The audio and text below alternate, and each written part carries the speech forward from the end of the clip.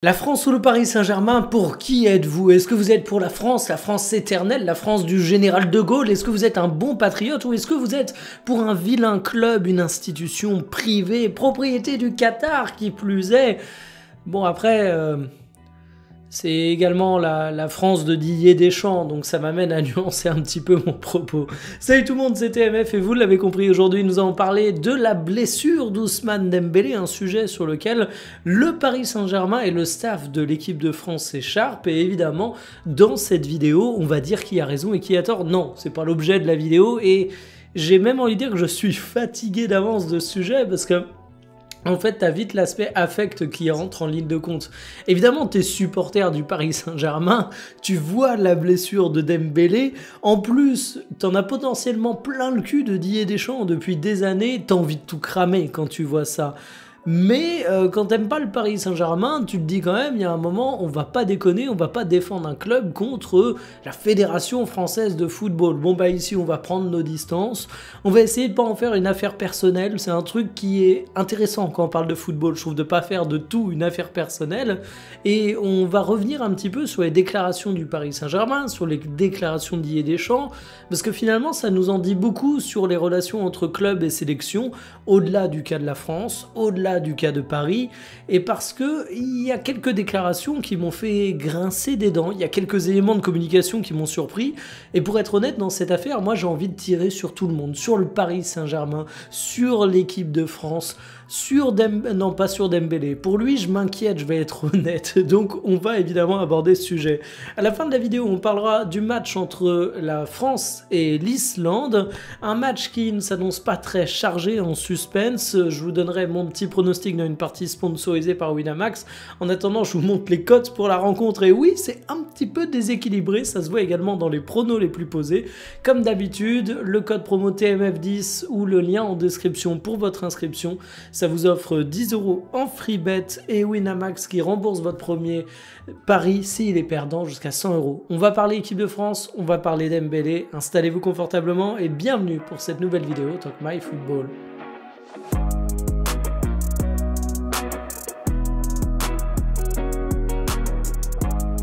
Bon alors si vous n'avez pas suivi, Dembélé il s'est blessé pour environ 6 semaines à cause de son entrée en jeu face à l'Ukraine. L'ironie du truc, le superbe pied de nez du destin, c'est qu'il est rentré en jeu parce que Désiré Doué, un autre joueur du Paris Saint-Germain, s'est blessé au cours de cette rencontre. C'est évidemment une catastrophe pour le Paris Saint-Germain étant donné que 6 semaines c'est plutôt long. Dembélé va louper le classique contre l'Olympique de Marseille en Ligue 1, mais il va également louper le début de la Ligue des Champions et c'est bête pour Dembélé parce qu'il y avait des rencontres importantes comme celle contre l'Atalanta, le Barça, Leverkusen, et en plus vous savez comment ça se passe dans le football, 6 semaines d'absence, ça veut pas dire que la 7e semaine tu reviens et t'es fringant. Il faut du temps pour revenir à son meilleur niveau, il faut une réincorporation progressive du joueur, donc c'est un petit peu la galère. Alors quelle est la position du Paris Saint-Germain dans ce dossier? Eh bien le Paris Saint-Germain est plutôt de type vénère puisqu'ils ont prévenu la Fédération Française de Football que Dembélé était dans une situation clinique incompatible avec la sélection. C'est d'ailleurs assez marrant de voir que le courrier a entre guillemets fuité dans la presse pour confirmer que le Paris Saint-Germain avait bien alerté l'équipe de France. À noter que Dembélé a été l'objet de cet avertissement la veille du match contre l'Ukraine. Donc finalement, le PSG a prévenu relativement tard le staff de l'équipe de France et de mon côté, je dois vous avouer que je suis plutôt surpris.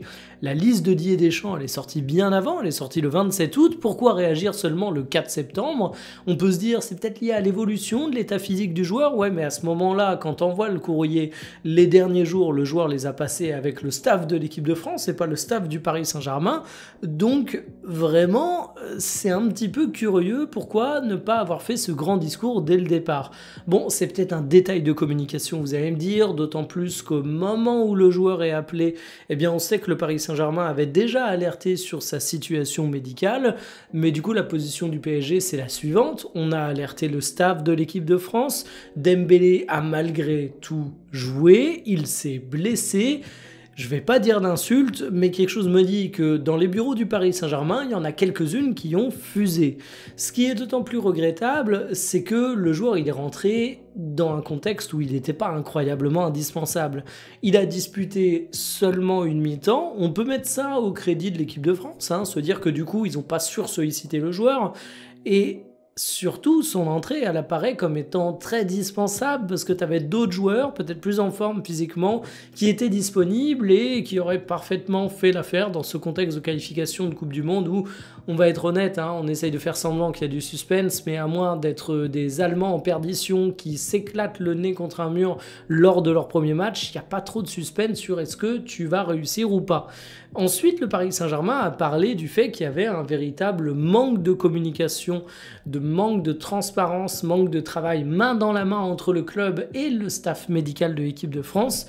Et sur ça, eh bien, on ne peut que constater qu'effectivement, le dialogue a été plutôt compliqué dans le passé entre bon nombre de sélections et bon nombre de clubs, et que finalement, cette question ne concerne pas que Paris, pas que l'équipe de France. Et c'est un peu plus globalement la question des joueurs qui partent en sélection nationale, qui risquent de se blesser, alors que leur employeur, c'est le club, celui qui verse le salaire, c'est le club, et t'as beau avoir des indemnités, elles sont somme toute symboliques. Mais à un moment, est-ce que c'est la thune qui doit tout régenter ? Est-ce que c'est la thune qui doit avoir le maître mot là-dedans ? Est-ce que le fait de défendre son pays ne devrait pas passer avant les intérêts financiers d'un club ? Et bien sûr ça, chacun aura sa version bien évidemment, mais on se rend compte que les clubs, évidemment, ils prêchent pour leur paroisse et les sélections aussi. Du côté de l'équipe de France, qu'est-ce qu'on se dit pour se défendre de ces accusations du Paris Saint-Germain de négligence concernant Ousmane Dembélé ? Eh bien, c'est Didier Deschamps qui est monté au front, il a été interrogé en conférence de presse, et déjà que tu as l'impression que Deschamps, ça lui casse un peu les bonbons, les questions qu'on lui pose, là, avec ce dossier, avec ce contexte, on peut vraiment dire qu'il est un petit peu poussé à bout. Il va néanmoins rester droit dans ses bottes et il va dire qu'ils ont pris toutes les précautions nécessaires pour Ousmane Dembélé, qu'ils ont abordé le sujet avec sérieux, qu'ils essaient de limiter les risques et surtout qui prennent le ressenti des joueurs avant de les faire participer aux rencontres. Ce qui est assez marrant, c'est que l'équipe a fait fuiter que l'entourage du joueur est un petit peu moins bavard sur la communication qu'il y aurait eu entre le staff de l'équipe de France et Dembélé et ses proches.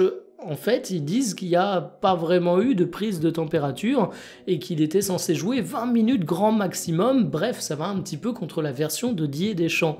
Mais au-delà de ces questions de est-ce que Deschamps devait faire entrer Dembélé ou pas, est-ce que c'était pertinent ou pas sportivement, est-ce qu'il a vraiment pris le ressenti du joueur ou pas, moi il y a une question qui me taraude, c'est est-ce que le ressenti du joueur c'est un élément fiable et est-ce que c'est très sérieux, professionnel et prudent de se baser là-dessus ? Alors je suis désolé de le dire, mais moi j'ai l'impression qu'on fait un retour dans les années 2000 quand je lis ça. Alors on a des joueurs comme Aurélien Tchouaméni qui vont défendre le fait que les joueurs se connaissent et que c'est important pour eux de donner leur ressenti.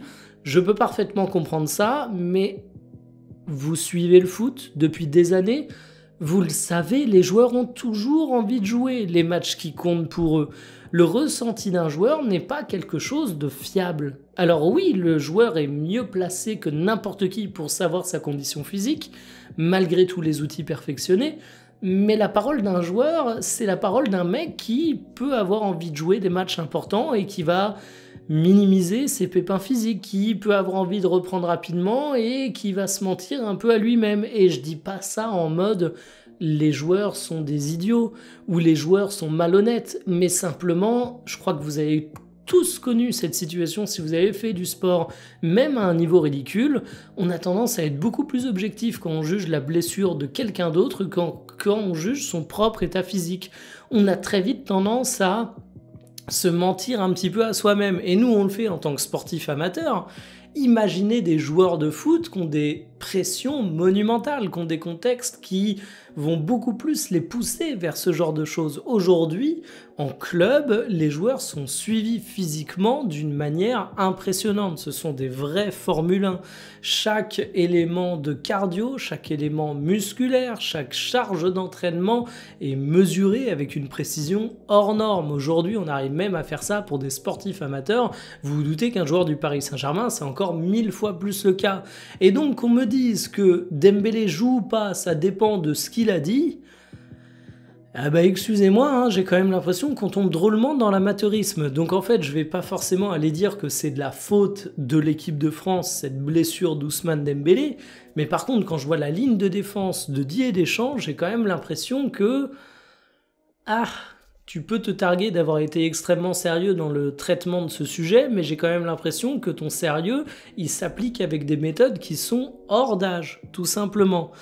Et maintenant, passons à Ousmane Dembélé, parce que le Dembélé, ça commence à m'inquiéter un petit peu. Je veux pas être pessimiste, je veux pas être un oiseau de mauvais augure, mais la semaine dernière, je vous faisais une vidéo bilan sur le mercato du Paris Saint-Germain, et j'avais glissé une petite phrase qui était que si le mercato jugeait positivement, j'aurais bien aimé un renfort offensif, notamment parce que Dembélé, on a tendance à oublier que c'était un joueur fragile.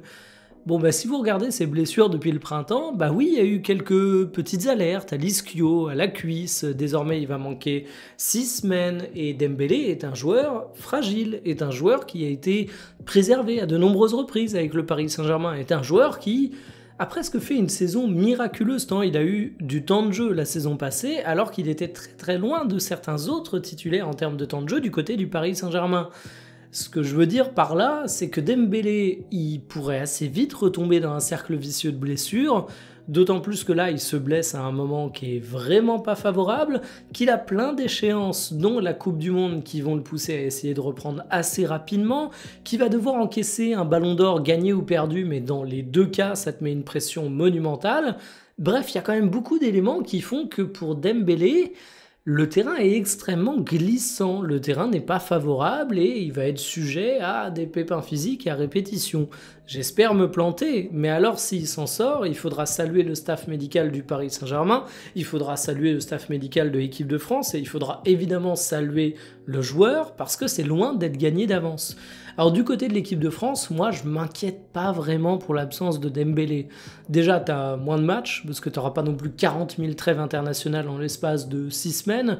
Et puis il faut voir les gueules des matchs. Tu vas jouer contre l'Islande, tu vas jouer contre l'Azerbaïdjan le 10 octobre, puis à nouveau contre l'Islande. Ça devrait aller pour l'équipe de France. Par contre du côté du Paris Saint-Germain, bah, tu as des grosses échéances, je l'ai dit au début de la vidéo, et en plus de ça... T'as pas de remplaçant parfait. Du côté de l'équipe de France, t'as quand même un réservoir offensif qui est extrêmement intéressant. Du côté du Paris Saint-Germain, tu as certes quelques solutions alternatives, mais aucune qui a véritablement le profil d'Ousmane Dembélé. Et en plus, Dembélé, c'est pas le seul à être fatigué dans cet effectif. La preuve, Désiré Doué, il vient de se blesser aussi, pour moins longtemps. Mais ça vous montre que, bah ouais, Dembélé, Désiré Doué, ils ont accumulé le temps de jeu, la fatigue. C'est le cas également pour un mec comme Guevara, c'est le cas également comme un mec comme Barcola. Alors, je suis pas en train de dire qu'ils vont forcément se blesser, mais je suis en train de dire que si tu veux pas qu'ils se blessent eux aussi, ils auront besoin de repos, et donc la largeur offensive que t'as diminue à vue d'œil du côté de Paris. Donc je suis inquiet pour le Paris Saint-Germain et pour Dembélé. Alors pour Paris, tu as bien vu qu'en débutant mal la Ligue des Champions, tu pouvais quand même faire de bonnes choses. Je pense que Paris a quand même un niveau qui fait que tu peux te passer de Dembélé durant quelques matchs, mais ça tombe mal.